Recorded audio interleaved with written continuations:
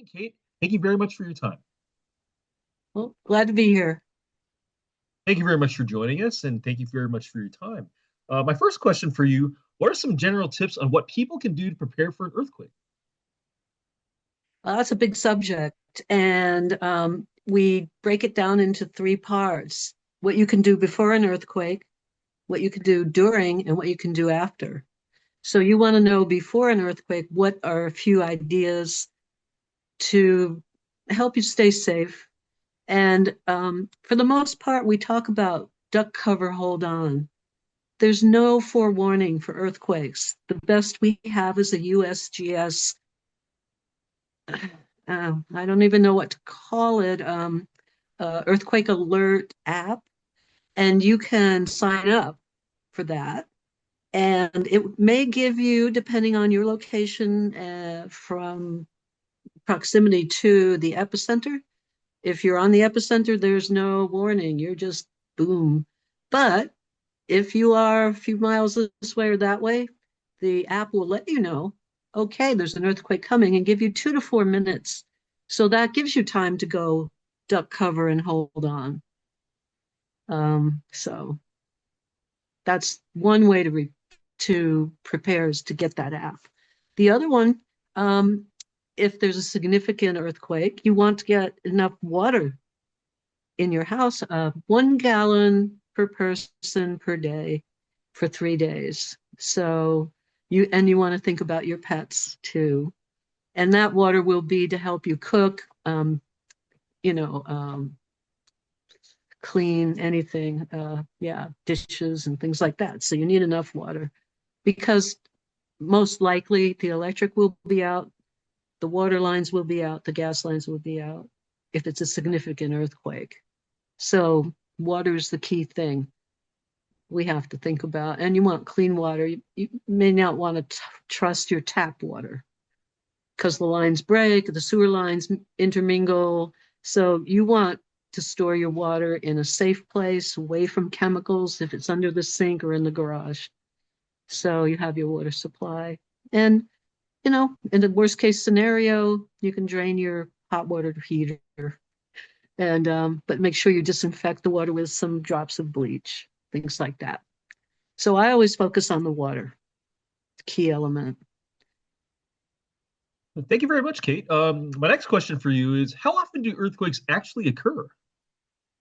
Well, I love the Caltech earthquake map, and it shows California, Nevada earthquakes, and it's updated automatically by Caltech seismologists, and they get data from USGS as well. And you can look at that map. It will have 700 earthquakes listed. Most of them are magnitude one, magnitude two, magnitude three. We usually don't get anything higher than a 5, 6. Occasionally we get the 6.2s, and that was the one that I believe that was the Napa quake in 2014. I think that was a 6.2. And I was 2 or 3 miles away from that quake, and it hit around 3 a.m., 3:20 a.m. And that was significant. I've never been through such a scary earthquake. And the power went out immediately. So I went to my car to get information. Turned on my car radio. So I did not have my battery operated radio with me.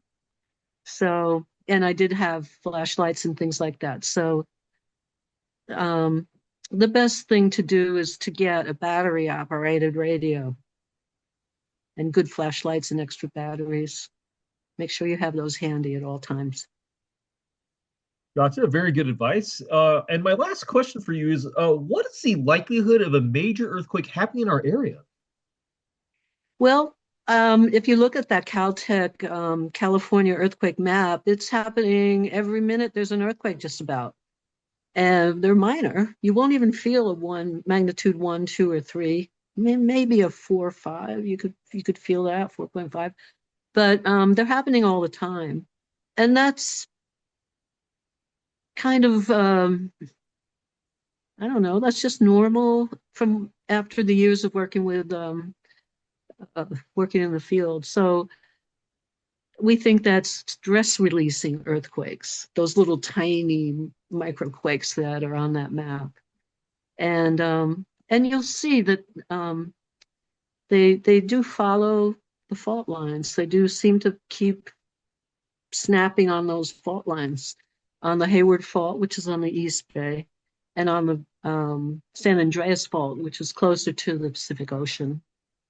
So, and it's debatable when the next big one will hit. And that's what concerns people, who are responsible, the first responders and the government, the mayors of your city, that they think, oh, wow, we don't know and we cannot predict.